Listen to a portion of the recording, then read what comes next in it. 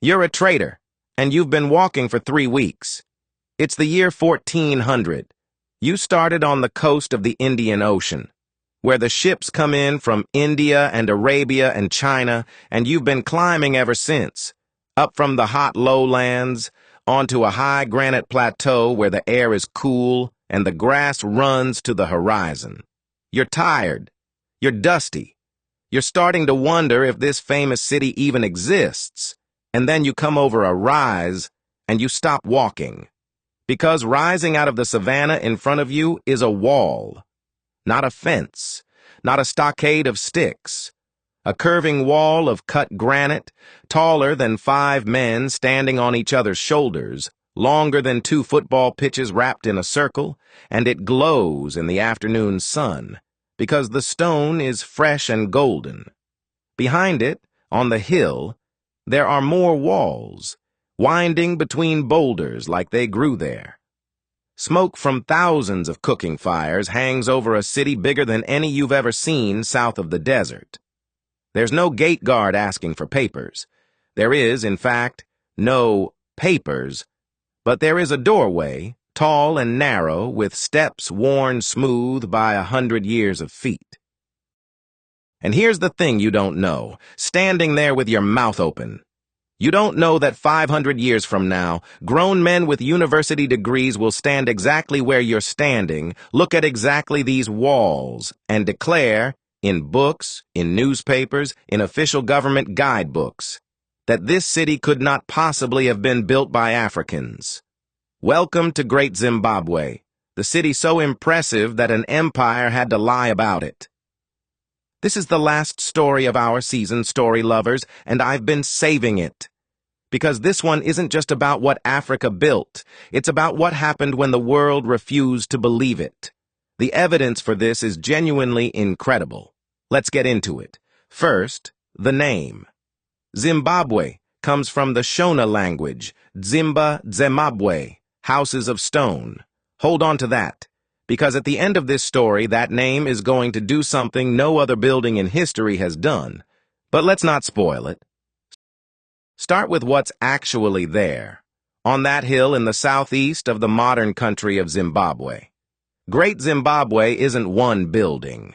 It's a city of stone spread across nearly 8 square kilometers, about the size of 800 football pitches. There's the Hill Complex, a fortress palace woven between giant granite boulders on the summit, where the kings lived and the spirits were consulted. There's the valley, full of smaller stone enclosures and the foundations of thousands of homes. And there's the showpiece, the great enclosure. A single curving outer wall up to 11 meters high, that's a 3-story building, 250 meters around, made of roughly 1 million cut granite blocks. Inside it stands a solid conical tower, 10 meters tall, shaped like a giant grain bin, whose exact purpose is still debated. Power, harvest, symbol, maybe all 3. Now here's the detail that should make you put down your drink. There is no mortar in those walls. None. No cement, no mud, no glue of any kind. Every block was cut, shaped, and laid dry, each stone balanced so precisely against its neighbors that the wall has stood, through rain and earthquake and 600 years, on skill alone. The builders even curved the walls deliberately, because a curved, dry stone wall is stronger than a straight one, the same principle engineers use in dams today. They gave the Great Wall a slight inward lean, so gravity itself locks it together. Some sections have decorative chevron patterns running along the top.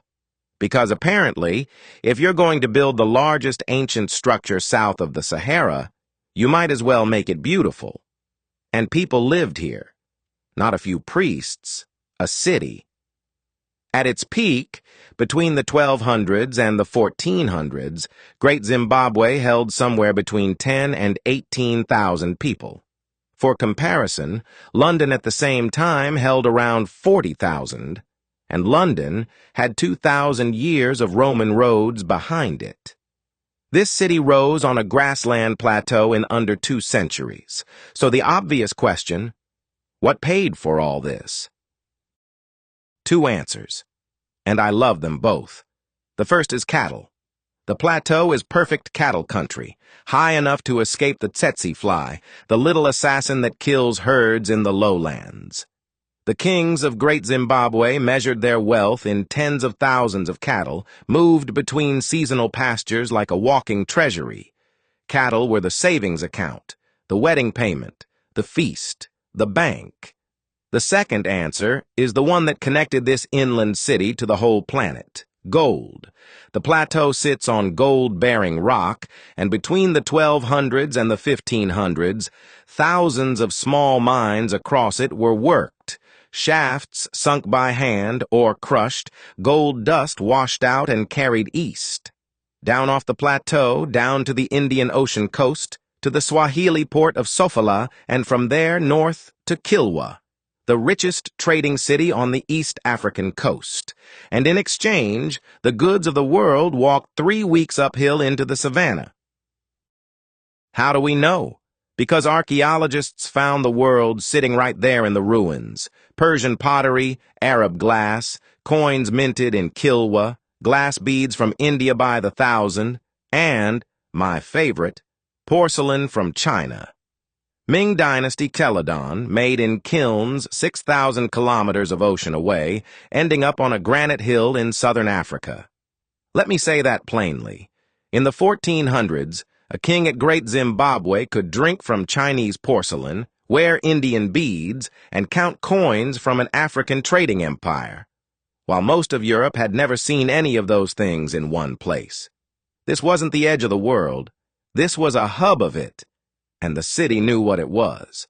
The kings kept symbols of their power carved in soapstone. Birds. 8 of them have been found. Stylized raptors, part eagle, part spirit messenger, each about 40 centimeters tall, perched on columns. Nobody alive knows exactly what each bird meant. But remember the birds. Like the name, they're going to come back.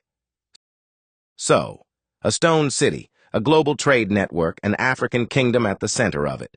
Then, around 1450, the story shifts. The city empties out. Not in a day, not in a catastrophe, but over decades. Why? Probably several things at once. The surrounding land, after 2 centuries of feeding a huge city, was exhausted. Firewood gone, soils tired, pastures overgrazed. The gold trade shifted to new routes, and the ruling dynasty split, founding new kingdoms to the north and west, Mutapa and Torwa, taking the prestige and the trade with them. The walls weren't torn down, they were simply left. The grass grew back. The Shona people stayed in the region. They never went anywhere. But the great city became a sacred ruin, a place of ancestors. And that's where the second story begins. The ugly one. The one this video is really about. In 1871, a German geologist named Karl Mauck became the first European to properly document the ruins. He looked at the greatest stone city in southern Africa and concluded, on the evidence of basically a wooden lintel that he decided smelled like cedar, that it must have been built by people from the Middle East. His theory: this was Ophir, the land of the Queen of Sheba, King Solomon's gold mines. Africans, he wrote confidently, could not have built it. Why did that ridiculous idea catch fire? Because it was useful. This was the height of the colonial scramble, and Cecil Rhodes, the mining magnate whose company was about to seize this exact land and name it Rhodesia after himself, understood perfectly what the ruins meant. If Africans built Great Zimbabwe, then Africans had history, civilization, kingdoms, engineering, and the entire moral story of colonialism, the story where Europeans bring civilization to a continent that never had any, falls apart. But if some ancient white civilization built it and vanished, then the colonizers weren't invaders. They were just coming back. Rhodes funded expeditions to prove exactly that. What happened next is one of the great crimes of archaeology.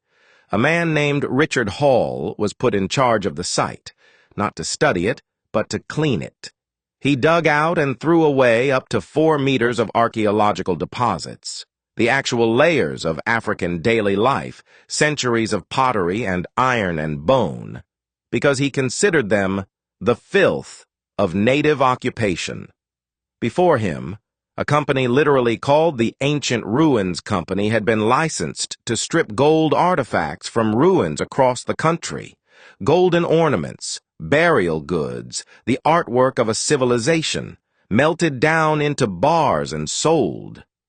We will never know what was lost.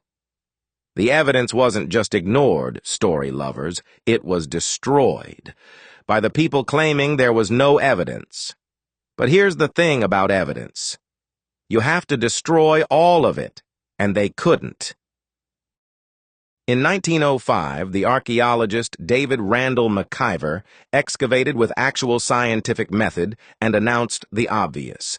Everything he found, the pottery, the tools, the house floors, was African and medieval, not ancient and foreign. The colonial establishment was furious. They banned him from, well, they made sure no serious archaeology happened there for 2 decades. So in 1929, they let another expert come, Gertrude Caton Thompson, one of the most rigorous archaeologists of her generation, brought in by the British Association to settle the question. Her team, an all-women team of excavators by the way, in 1929, cut careful trenches, found datable objects sealed beneath undisturbed wall foundations, and delivered a verdict she made deliberately impossible to misread. The ruins, she wrote, are, quote, unquestionably African in every detail. Not partly, not maybe, every detail. That should have been the end. It wasn't.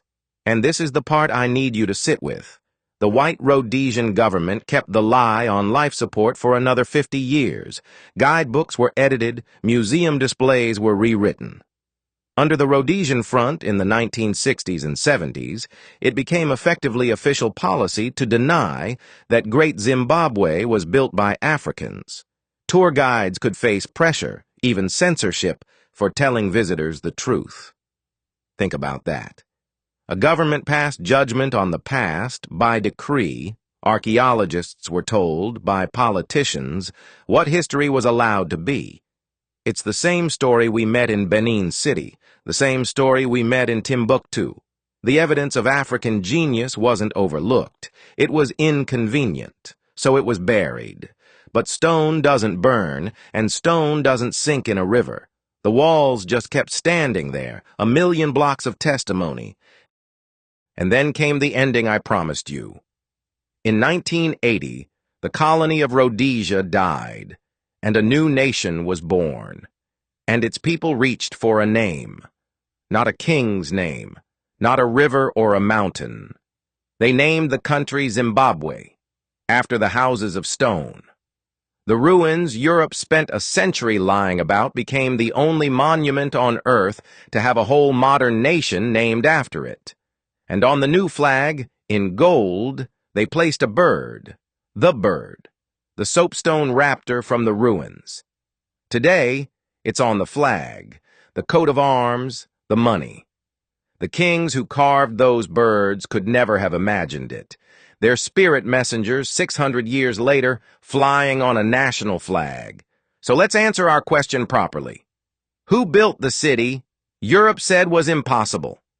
The ancestors of the Shona people built it, with no mortar, no arch, no crane, no outside help, and no doubt whatsoever.